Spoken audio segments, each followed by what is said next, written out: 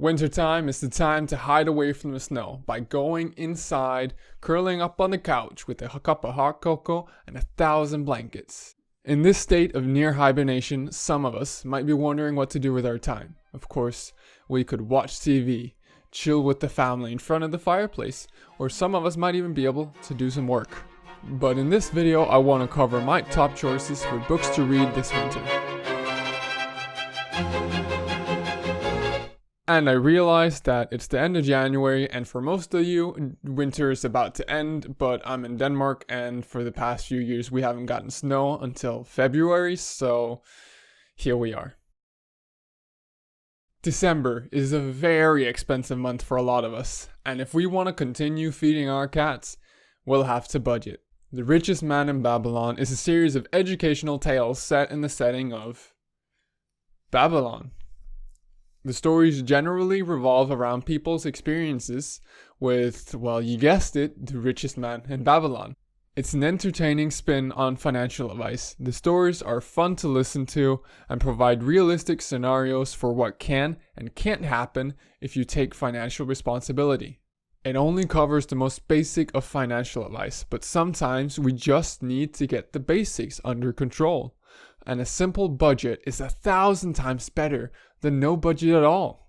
So if you have high ambitions with your life, or you're looking to save for a car or a vacation or maybe even a house, then I highly recommend that you read The Richest Man in Babylon. Since New Year's, a lot of us have been struggling with all the new goals and habits we set for ourselves, and it can get extremely tough to stick to our resolutions. Of course, my previous video also covered this topic, but this book is infinitely better than any video I've ever made. The Power of Habit is a fantastic analysis into the mechanics of habits, and in it you'll read fantastical real-life stories of how powerful habits can be, like how a store could tell that a shopper was pregnant before even her dad knew.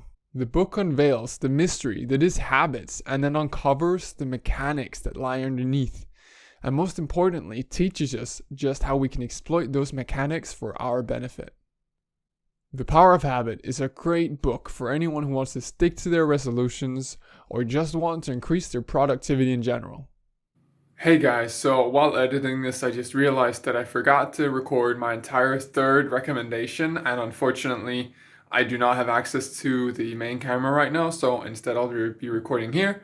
And so, let's get started. For anyone who's into psychology, persuasion, charisma, or really just in any kind of sales or business field, this book is a must read. The book is broken into 6 different sections, each covering one main aspect of persuasion.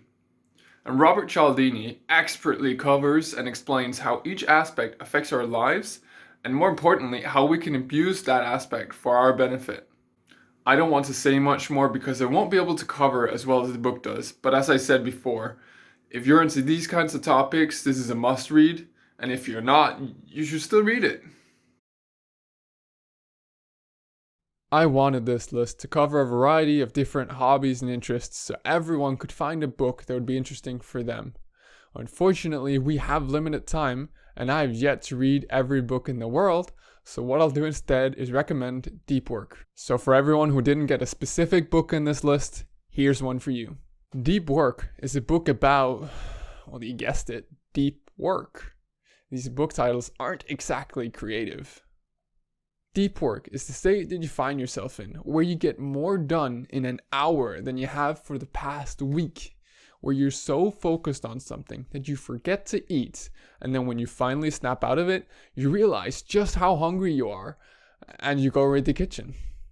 The book is a deep dive into deep work. The author has clearly done a lot of research and testing in this subject, and this is just a compressed version of everything he learned. If applied properly, this book can increase your productivity to over 9,000. And this applies to everything from your job to your hobbies. Let's be honest, when you're curled into the couch with 1,000 blankets, do you really want to be reading productivity books? Sure, some of you might, and I enjoy them from time to time.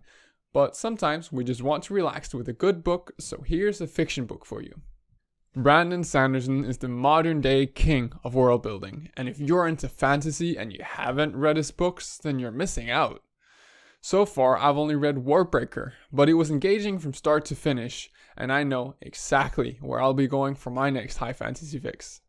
I don't want to spoil anything, just trust me. If you want to read a good fantasy book, Warbreaker is just for you. Oh, and as if that wasn't enough, reading good fiction is a critical part of becoming a good author. So if you're looking to become an author, or you just write as a hobby, then this can also serve as a learning experience. Hell, even if you don't want to write fiction, reading good stories can also teach us about the world and about ourselves. If you start paying attention to how you react during certain parts of a story, you can figure out why, and then you can learn something important about yourself. If I hadn't paid attention to how I felt when I watched or read or listened to different media, I don't think I'd be where I am today. I just want to say thank you for watching my video. I hope you liked it. I know these past two videos haven't exactly been great, but this video is about learning, and this is going to be an interesting experiment. See where I end up going and how my videos end up evolving over time. So I look forward to that. If you liked it, again, please subscribe or like. I upload every Thursday, so I hope to see more of you.